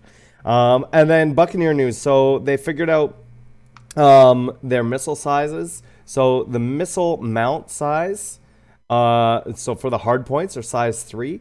But you are going to be able to fit either a missile rack for size 1, size 2s, or size 3s. And I believe that's 8 size 1s, 4 size 2s, or 2 size 3s, which are fairly large mounts. And the biggest thing, I think, is not a stat change, but more of a visual change. And I think this was maybe because of some issues with the weapons, but the underbelly mount has been moved to the spine. So it's moved from underneath, from the bottom, onto the top. Nice. I believe for more of like a ease of implementation on the designer's side, because I think it may have been hitting, like if you have those missiles, right, and they're exposed or something, you're not going to be able to use that turret or whatever it is that you want to put down there. So I think that was sort of the issue with that. So that they moved that to the top, or maybe just for a purely aesthetic view, it looks better on top, or who knows, but. That's definitely news for sure. That's definitely, yeah, it's news. It'd be cool to see what that looks like. So keep your eyes out next time we see a white box or a gray box for that ship. Nice. But yeah, now that concludes the news. Good catch of info as well, Soros. Like this. When Yeah, stuff oh, happens dude. I don't know. I'm like, oh, you tricky little bastard. Yeah, and it only happened on my channel, and I was surprised I didn't hear about it on Reddit or anything. Yeah. I figured, somebody would have screenshotted that and put it up, but now I just Matt typed in the chat and said it was heavily conflicting with the landing gear. the landing gear. So with that said, I think. Oh, I guess it had the foot in the front, right? And so you would shoot the foot off. But when you're flying, obviously the foot's not there. Right. So but you should still be able to shoot while you're landing. they want to be able to shoot it. while you're landed, right? So yeah, that's a reason for doing it. Yeah. Cool. Thank you, Good Matt. to know. Yeah. So question time. So if anybody has a question. if you have any questions, as always, !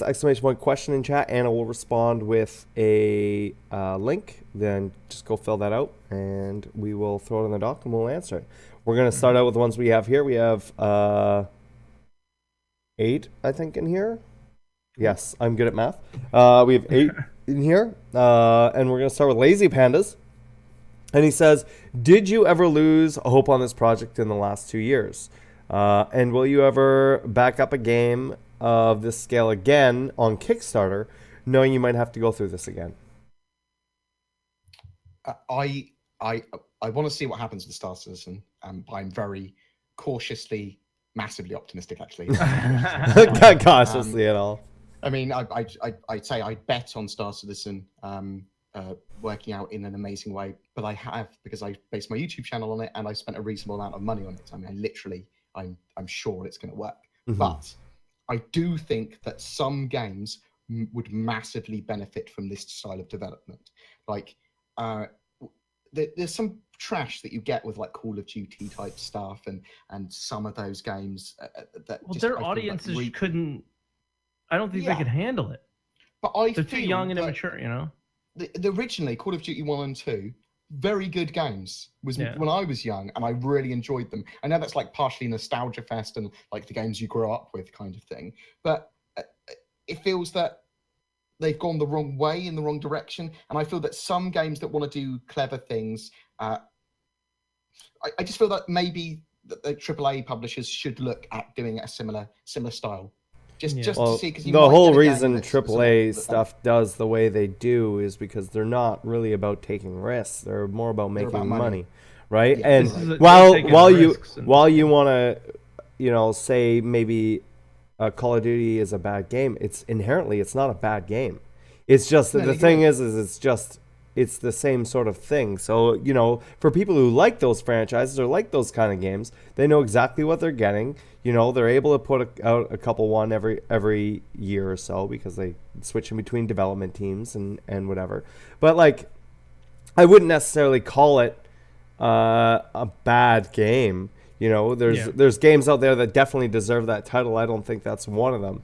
That being said, I mean, it's not a game that super excites me. I played it for a little bit, but I'd like to see some games developed in this style. It allows you to, it's open development. You get a load of opinions from your fans and your backers to help the direction of that game, and that's what I like. I like the changing of direction. I like the influence. And while I agree with that, you also have to remember the opposite side of that. Look at some of the pushback that they've received. Look at, you know, how even gaming journalism, I'll do air quotes for that, gaming journalism has treated the project on both sides. You know, there's praise and whatever, it's very polarized. Yeah, it's very polarized, but at the same time it's like, you know, people freaking out and losing their minds over stuff as well, you know, and for something that's not complete. So I mean, it's I just wanted to bring that to answer the question, like, I've never lost faith in the project at any point. Mm-hmm. We've all had our frustrations at some point. Yes. And I'm sure, like, I'm sure the devs get frustrated. Like, there's things it's like, well, damn, this doesn't work as well as I want to. This sucks. You know, I'm sure the devs feel the same way when that kind of stuff happens. But I've never lost faith. Would I ever back another project like this again? No. I think I would. I would not, because it is a lot of ups and downs. Well, how about this? Would you approach it differently? If I backed a project like this, I wouldn't stream it. I wouldn't base my channel around it, because of times like where I feel like I am right now, where there's a bit of a lull and I'm waiting for a little, you know, some changes or some, you know, something new and exciting, and it's just it's a little farther away than I would like it to be. You know, this is a game that I would love to like put on the shelf for a little while and then come back to when a new patch comes out and enjoy it for a bit, and then a new patch comes, okay, let's enjoy it. You know, that's how I would approach it. Like, people were like, yo, play DayZ, and I'm like, I don't think I can handle it. Yeah. But then I played DayZ and it was fun, so I can. Yeah, that's also a lot further in its development cycle. And I also wouldn't put as much money as I put into it. I think that there have been relatively large games and lots of smaller games that have done Kickstarters that have just failed, and it kind of burns it for a lot of other games, and people will look at it like the mainstream will look at it like, oh, that's a bit risky back in a game on Kickstarter, isn't it, sort of thing. And that's it's a shame. So long in the back. I was nervous. Yeah, I don't want every game going to early access. I think there's a genuine risk of games now being ready when they're in early access to sell, and I don't think that's intuitive to game design. No, and every fucking game is early. It's ridiculous now. But the problem is that there's no then impetus. There's no reason for some developers, especially inexperienced developers, to finish off their game. Yeah, and it's just really frustrating. Now, I don't want to see that all the time. There are some games that benefit massively from early access. Here's the difference, though. A lot that don't. Yeah, like for the difference between Star Citizen and the difference between another game is that other game doesn't have Chris Roberts. It depends who's making that game, right? That's really what it comes down to. Is Yeah. I played Chris Roberts games. I trust Chris Roberts is going to make a good game because I know him. So if another game developer of somebody that I played and I know that they're good would do a similar project, then maybe I would be more inclined to back that project. But if just some random asshole comes out and makes what, you know, a game that has tons of, like, let's say some random idiot came out and said, I'm making Star Citizen, and, you know, that, you know, Star Citizen as we know it never existed. Would you have backed it? Maybe, but it's guys like Chris and guys like Tony Z and Well, okay, you know, so this is a that's good what example. made me have the faith in the project. I've backed Dual Universe. I backed didn't. loads of similar games. I didn't because I don't think Dual Universe can do what they say they want to do, and I don't think it's going to be good. I also, I sat down with a Dual Universe guy, and I don't think it's going to happen. Yes. Well, I think that it will be a very simple game, and it will be focused on very, very simple mechanics that I think people will be able to get into, and it will be ready very soon, comparatively to Star Citizen, which is high fidelity, complex mechanics, or at least lots of mechanics and a lot more going on. So they're different games, but I like backing those games. I like going into lots of mines, trying to mine nuggets, and you get a load of shit. You get a load of shit nuggets. You find gold and you find gems sometimes, and you get great games.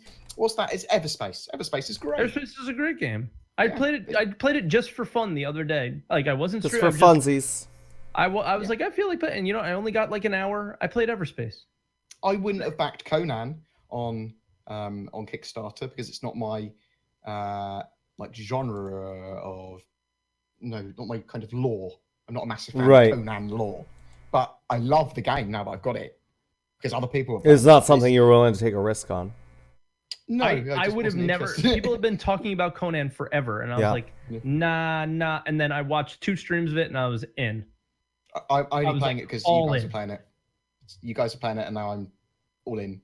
I'm all in. It's like, it's ridiculous. I'm having such a good time, and I would have never done that if I didn't. That's another great thing about Twitch is I would have never found out how good that game was if I didn't see a couple streamers playing it.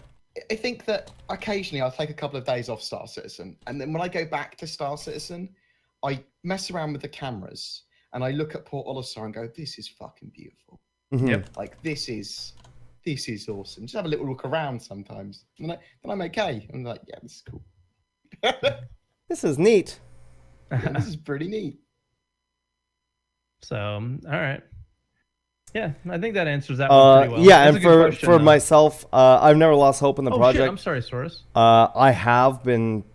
I've had my moments where I get really frustrated with the game, and the reason I get frustrated with the game isn't because I'm inherently upset with the game itself. It's like I'm upset because I want to play it, and I can't. And I don't know. Like for example, Submarine. I want to be able to sit here and just play a Submarine for 10 hours, but I can't do it. It gets frustrated. Yeah, it gets too frustrating. And will I ever back up a game of this scale yet? Probably not at the same scale of will there ever be backing. A game of this scale? Well, no. Maybe. Who knows? Maybe. This may set a precedent, but as I would probably back it. If it's like $45, then, there's a lot of games that I've backed. And I've got burned on a lot of games, like the Stomping Lands, H1Z, or not H1Z1, the War Z and stuff. Like, those are fucking risks Stomping Lands that are coming in with that. But, I have limits to how much I would put into those. I don't think, if I wasn't as close to the development as I am with Star Citizen, I wouldn't have put the amount of money that I have in. I've backed 2 other things on Kickstarter. I think it was Exploding Kittens and the is that the card game? Yeah. And then the board game from what was the Star Traders? That's it. Star Traders. Exploding Kittens is a great game. It is. So that's it. I have not backed any other games on Kickstarter.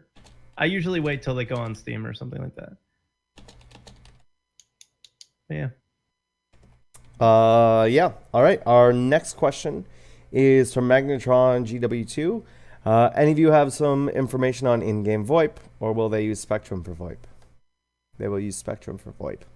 Spectrum will be something. Spectrum Will be Spectrum in game. will be in game. Yeah. Yeah, Spectrum will be So it'll in be game. in-game VoIP, but it'll be through Spectrum. So I Yeah. think when he's asking, will it be an like Discord app on our Yes. computer? It'll be both. But it'll be both. Yeah. Exactly. So it'll be in-game VoIP. Yeah. Just like any game that you play, it'll be in-game VoIP, but it'll just be working through just. I was going to say Discord. It will working through also Spectrum. have desktop VoIP as Also. appropriate as well. And a mobile app and everything else as well. Yeah. Malexer asks, I don't see anything about the Spectrum on the production schedule. What is the status on Spectrum? Exclamation. Oh, on the production for Spectrum? We don't know what that is. I thought they were going to add it because it is something that isn't coming in with 2.6.1. I thought they would have added it as a new section, just like the Delta Patcher. I thought that they would put those together.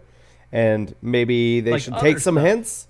Well, those are the only other stuff, right? Is the Delta Patcher and Spectrum That we know of. right. I fucking hope there's not other stuff that they're adding. But when it comes to Spectrum and the Patcher and everything, it would be nice to see a separate portion of the schedule report that shows where they're at on those things.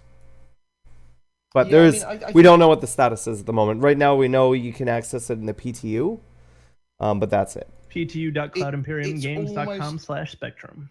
It's almost certainly that they have an internal schedule for them that they would say it's planned to be released. In the same way the schedule report goes, it's planned to be released from this date. I'd like to see that. Exactly. I think we should see that.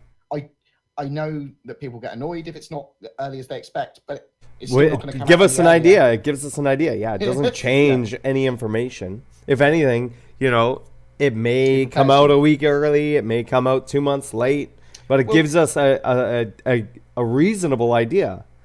That's a good point, actually, because 2.6.1, they have actually got something in it earlier than they wanted, which is going to be the single-player part of the mega map. Mm-hmm. So the mega map, some of that stuff's in for 2.6.1 now, because they went, it's finished. That particular part of the mega map, not the multiplayer stuff for jumping around the persistent universe and modules like that, but drone sims and hangars and stuff, that's all done. So I think that's pretty cool. Something done earlier. Woo! Celebration! Celebrations. Woo! Commander Riker says, hey guys, with the recent statement by Sean Tracy about ground vehicles and ground-to-air combat, do you think that ground installation and vehicles will have a component system which will require repairing and monitoring? If so, with this additional planetary gameplay, what additional professions and occupations do you foresee this to provide? I think that it won't differ from what you'll need to do on ships. Why would it? It would be the same, right? So they'll have the same components, and if they have larger, it would be cool later on if we see some sort of large, like how the Jawas have the sandcrawlers and stuff, big multi-crew vehicles. If there's different mechanics and stuff that they can bring over from the ships, they just bring them into the vehicles. I don't see why it needs to be different, or why they need to make new gameplay stuff for that. They've got a pretty good system for already. Why not just use that? I would like to see tracked vehicles, because they said that Sean said they could do them in engine already. Mm-hmm. If they wanted to. And my mind went immediately to sandcrawlers. Yeah. Because I'm like, fuck yeah, give me a desert planet with sandcrawlers and shit, and dragonflies. Oh, you better believe it.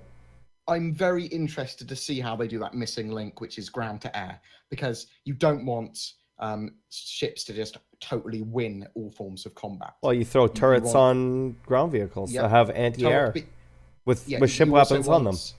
You want Titan armor, you want anti-air vehicles, you want ground turrets, some form of handheld weaponry, which with enough of them could repel a ship. We have this stuff that, once again, that goes back to what I just said. Take the weapons, make it so people can have missile silos or little missile turrets that sit on the ground and things like that. And they're the same things. It's just you have the disadvantage of being on the ground. You're not as fast. You're not as maneuverable.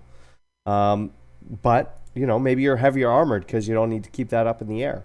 or that would make assault so fun because you'd like, well, we Yeah. want to take this base. We need to disable the anti. yeah, exactly. All the You can anti-air take it. stuff first, so you need to send Yeah. people on the ground first to go disable Mhm. that, and then you can come in and do your airstrikes or You whatever. can fight off all the NPCs and all the guards. It's so cool.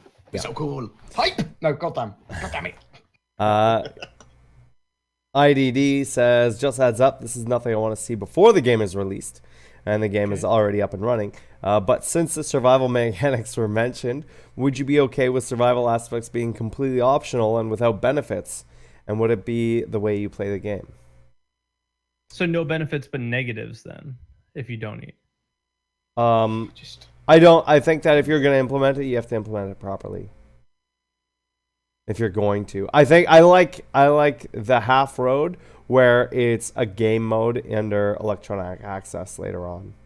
I just want it as a mission. If you crash on a planet, you as part of the mission, you find food, you mark down water. If it's and part then of a you one-time reworks. mission or something, then that's fine. I don't want an actual mechanic where I need to eat and drink. It's just that's not what I want personally. But there is a middle road there, like I said, with that electronic access game type.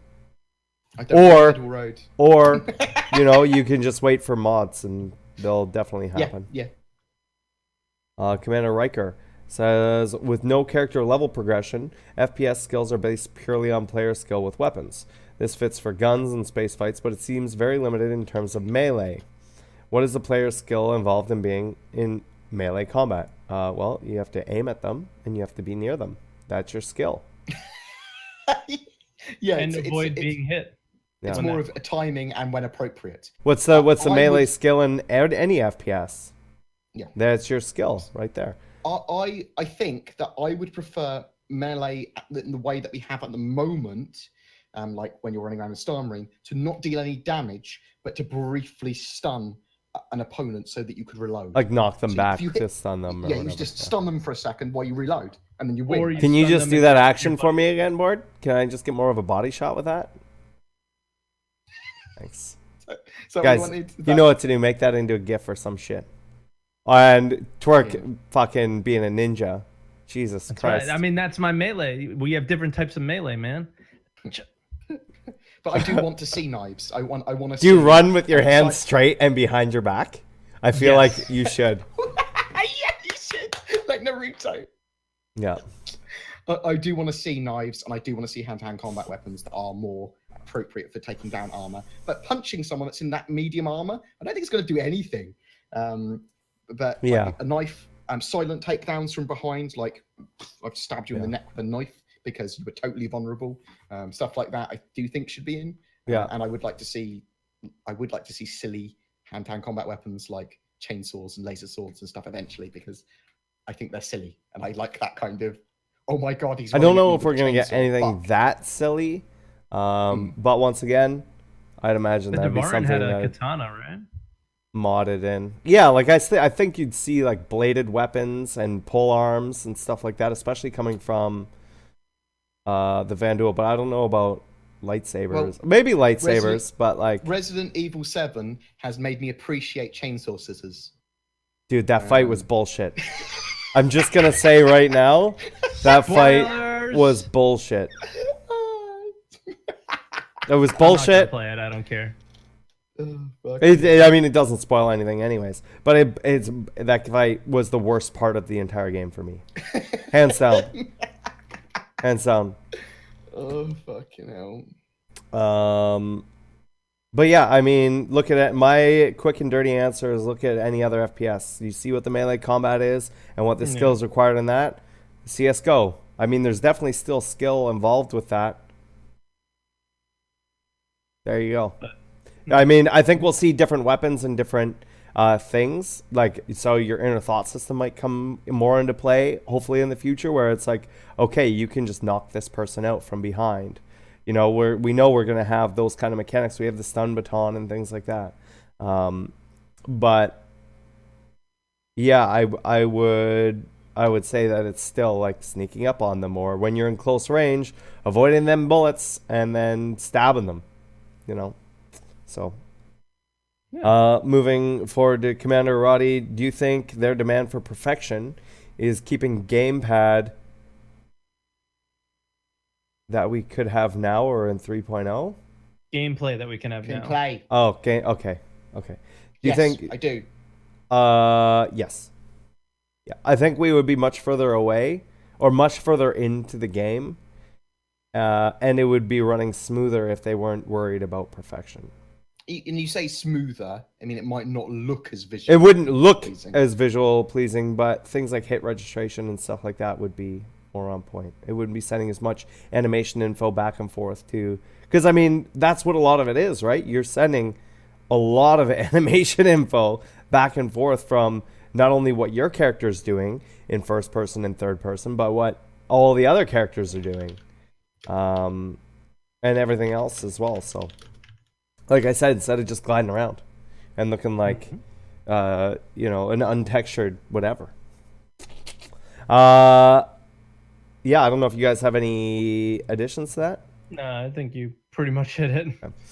C Dizzle, if Chris Roberts came to you and asked, would you rather 3.0 drop with silky smooth netcode FPS and far less content, in-game mechanics than you're expecting, or nearly the same netcode FPS issues, but with more content in the game mechanics than you're expecting, which would you choose? Both. Give it to me when the netcode is ready Yeah, that's and what the I was- content's in there. That's it. I don't want it without the netcode. It's pointless to me. It's nice to look at for a week, and then we're back in the same spot again. And I mean, if you can fit the netcode in before then, which maybe that's what this 261 netcode stuff is that they're talking about with their packet size and everything, maybe that's going to fix the issue, then great. But if they're planning on releasing both for 3.0, then both. If you need to split it up into two different things, the netcode should come first. Yeah. I mean, just to answer it though, I would say. But I mean, I would that's rather, not how that. I would rather it be buggy and have gameplay. Yeah, I mean, that's not how development works. It not necessarily like, oh, the netcode. Me saying I want to see better netcode. Push it without the netcode. Yeah, well, but me also saying, I know what we just said, that we want gameplay and everything, but I'm more netcode's concerned about such an issue. so much more. It's so because it would make what we have now at least playable. Yeah. Dude, I was on Star Marine the other day, and I didn't get into a match that had more than 8 players in it.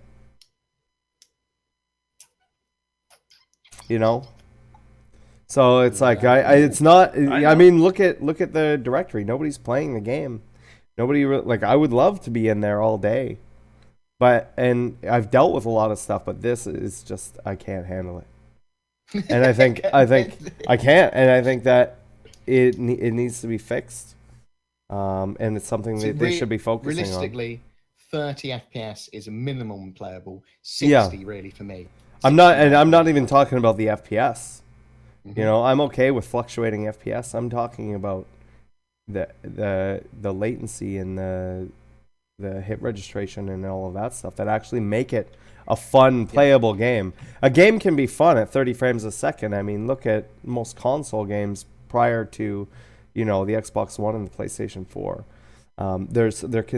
They can still be fun, but the mechanics have to work and they have to be consistent. So that's sort of where I stand on that. So I would like to see both come in at the same time, but if I had to choose one or the other, if they said, okay, there's going to be a 6-month more delay in choosing one or the other, then I would say, yeah. Yeah, I'll take gameplay because I think I can play. I think I can play in the PU with the way it is with gameplay. So, for me, I need ease of access for other players. I want to play with lots of people, but I don't want them crashing. I don't want them desyncing, and I want them to be on my ship without my ship me dying. It's very important for that ease of access for other players. Mm-hmm. I just think for me, like, I can play a game with gameplay for many hours, even if it's buggy, but I can't play a game that's 60 FPS, beautiful and cinematic, and for hours upon hours and go, oh, look how pretty. How many times can I say it, So gameplay is more important to me. So I could do it. Mm-hmm. So yeah. Yeah. Moving forward, we have Komoro Otoku, who says, do you think a rework of the Mustang series is needed to fit more properly with the new metric of the characters, especially since the Mustang has been so buggy lately? 1000%. They know that is. They already know. They've said that that's going to happen. The 300 series, the Mustang series, basically anything that doesn't have the new damage tech is at least going to is probably going to get a rework. Yeah. Get that, the new HUDs and all of the new item 2.0 stuff and stuff. Look what they're doing with the Cutlass. Look at what they're doing with the Hornet series. And so you can expect that with basically all of the ships that were prior to, I'm going to say the Gladius. Right? Because the Gladius, I was going to say the Merlin, but the Gladius is HUD and everything's been updated. So I think everything, awesome. Yeah, is prior to the Gladius. You're gonna, if it hasn't been reworked. Is their gold standard for ships. Like it's the one that they base all the other ships on as well when they do balance. It's the nicest to fly around and look at. Yeah, I quite like the Gladius. As a single seater. I mean the Mustang is really cool too. Or not the Mustang, the Archimedes is really cool too. It's just very limited. Yeah. Yeah. It's annoying to hit though. Can't go anywhere with it though. At the moment. But yeah, really straightforward answer to that. Yes, definitely gonna get that. Tillion's Honor, especially, I think that should be a priority, honestly, after the Buccaneer is done. I would have said if they hadn't been already working on the Buccaneer, and as an owner of a Buccaneer, and both a Mustang, I think that they should be working on the Mustang first, only because it's a starter ship and more people have it. Yeah. And I think that affects a lot of people. In their opinion early on. Yeah, instead of a ship that's not even in the game yet. I mean, we've waited how long for the Banu? How long for the Idris? How long for all these things? I mean, we can wait for a Buccaneer or whatever. But they've already started on it, so... But the different people would have started on them. Right. I think Josh Coons is going to do same with the Aurora. The Aurora needs an update as well, I think. And Josh has to do the Cutlass, so yeah. Cutlass is more important than the Mustang, You guys a question...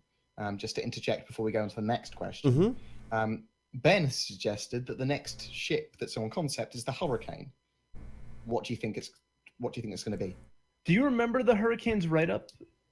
Yeah, somebody asked me that the other day, and I could not remember the write-up. Yeah, so the idea of the Hurricane was to be a starter ship, I believe, with lots of ballistic weapons, lots and lots of guns. Originally.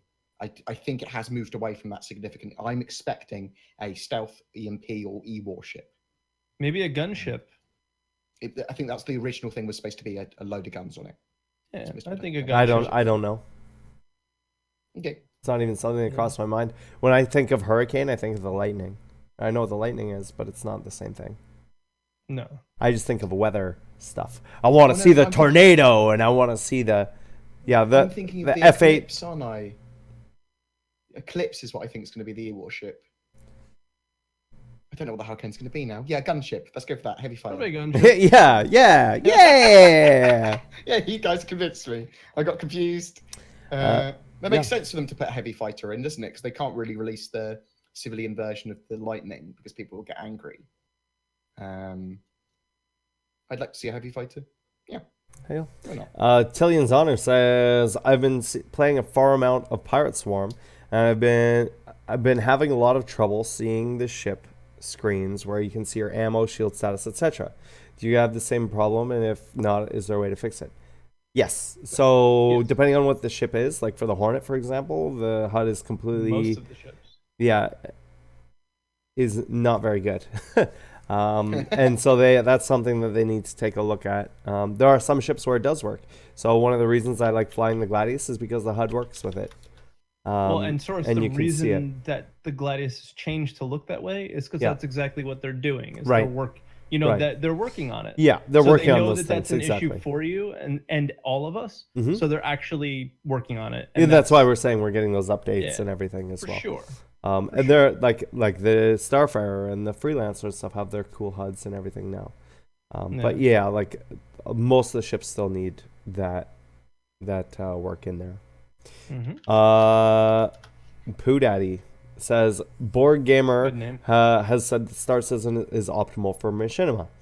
Do you ever think we will be able to match audio, dialogue, voice to get characters to match it? Yeah, we know that that's Cerulean something. did. Well, even in the game, this is something you want to do. They want to be moving the mouth with spectrum and when you're talking. So yes. It'd be so good. It'd be so good. I just think it's so suited for machinima because of how good it looks and the camera angles and all the stuff they want to go for. I think it's going to be so easy for even total amateurs to make something pretty good looking. Amateurs. Amateurs. I always find it funny how British people say that. Oh, you mean correctly?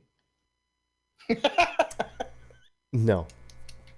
We pronounce it differently. We say amateurs, like with a CH sound. Anyways, we do in Canada. We do in America too. Amateurs. Yeah. Our next question's from Grizz Warmace. What are your feelings on multi-boxing Star Citizen? GG. If you can do it, give her. Multiple times. How are you going to do it? Said this. No and no. Unless you can turn clipping off your ships.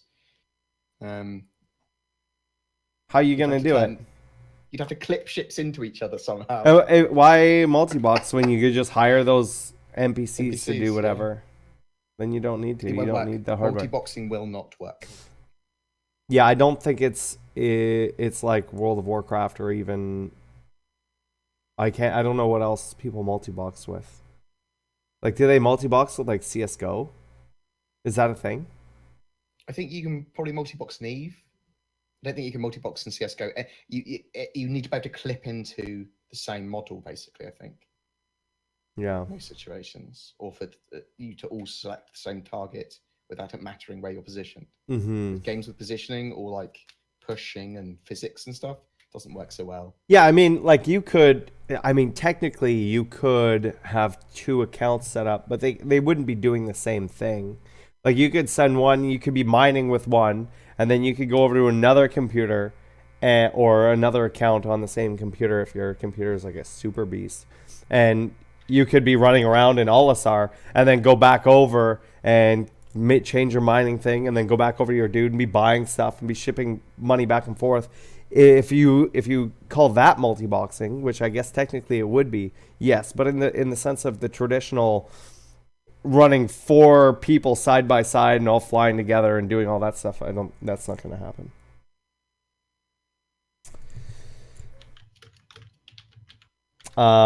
Moving forward, Commander Roddy says, any clue on website update stuff for ship info, etc.? Herald still shows old ship design.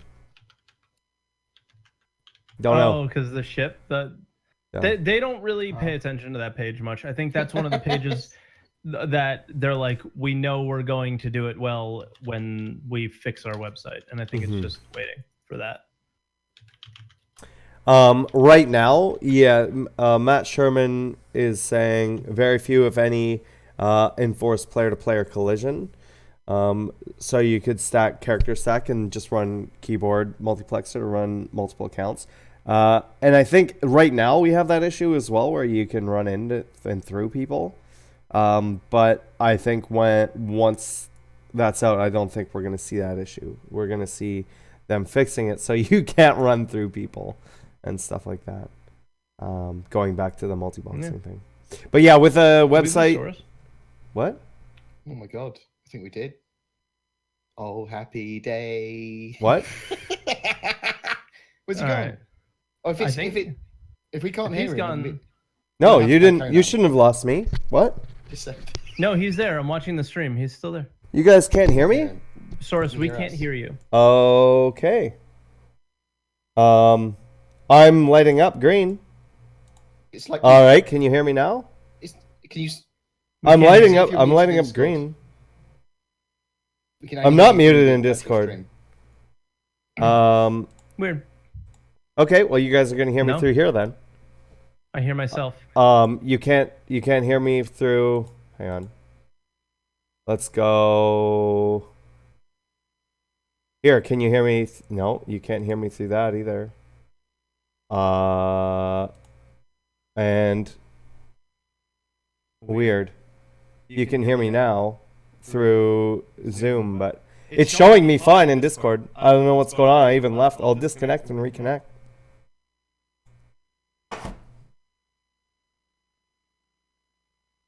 Can you hear me?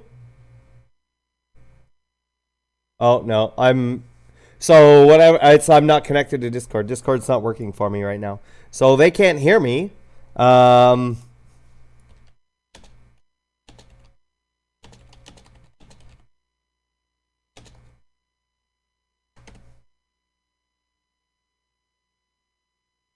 Nothing I can do. So, and well, I can't. How am I gonna do this? I don't know. We have. Man, that's frustrating. All right, let's see if I can relaunch Discord. Oh, wait, this couldn't have been a perfectly smooth podcast. Something had to break. Something had to break.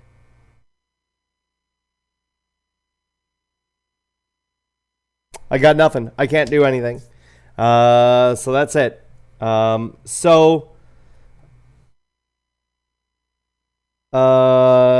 I can't.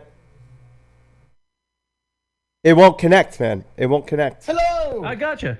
Okay, weird. It wouldn't connect to other Source, rooms. we hear ourselves. Oh yeah. There you go. Okay. It's fine. Weird. It's all good. I know what it No, was. it won't. It No, was the server that it was no. using. I checked all of them. I checked the different rooms. It wouldn't connect. It would just say connecting. No, the voice region. So I knew if I called, it would be US East. US West is down. So that's what Oh, okay. That makes I sense. see. Okay. Yep. So that's I all it was. see. US West went down. I see. But no, any clue on the website stuff? No dice. That's not something they're really focused on, which I think they should either change it, or if it's out of date info, they should remove it. Yeah. But that's one of many criticisms on the website that need to be fixed. Then he also goes on to say, what would you say to people frustrated with the state of Star Citizen and progress of it who may be giving up on it? Just take a break from it. Play other games. Take a break. Play other games or watch TV or do whatever you did before Star Citizen was a thing. Take a break. It's not that big of a deal. Most people take breaks That's what I've been from games doing. and come back to them all the time. That's what I'm doing right now. I'm taking a little break. If you were looking for tangible gameplay at this state, you're looking at Star Citizen wrong. It's a while away. It's a while away, and you need to take breaks from it. 3.0 will help alleviate that, hopefully. Yeah. But it's still not everything. We're waiting for everything. Yeah. So it's a while off. Exactly. In mind. And our last question from Big Bad Fish saying, in your opinion, why is it so hard for CIG to put out a list of things done and to do for 3.0 without putting dates? We don't need any dates. Because they're focused on 261. Time from a producer that should be doing that for 261. Yeah, I think they just put it out for what the next patch is, and it's just 261. That's why. Because it's like saying, why can't we see a list of things done and to do for 4.0? It's the same question. Yeah. Why don't we have a list of things to do and whatever for the final game? 3.0? Yeah, I think if anything, it should be the final game. What is the stuff that is considered done for the final game? And you can't do that. Like, there's just so much that changes, and they can only focus on what's immediately next. I mean, they have the general idea of what they want for the final game, right? But a lot of those mechanics within those things change. Like, look at the flight mechanics. Look at the FPS stuff is inevitably going to change. So... I mean, I don't think they could give us any more information than they already are with like the schedule report and stuff without me feeling like I was working in an office for them almost. Yeah. Like it'd be like literally having to see internal emails. And with the exception of adding in for Spectrum and the launcher stuff. Yeah, I would like to see a little section with other gameplay mechanics and things. Like I would like to know when Squadron 42 is currently pegged. I would like to know Spectrum. I would like to know stuff like that. The Delta Patcher, some important releases in the future I would like to have estimated dates for, or at least marked on there with some information about, so it feels like they're not ignored. I know they're not ignored. It just reassures me. Yeah.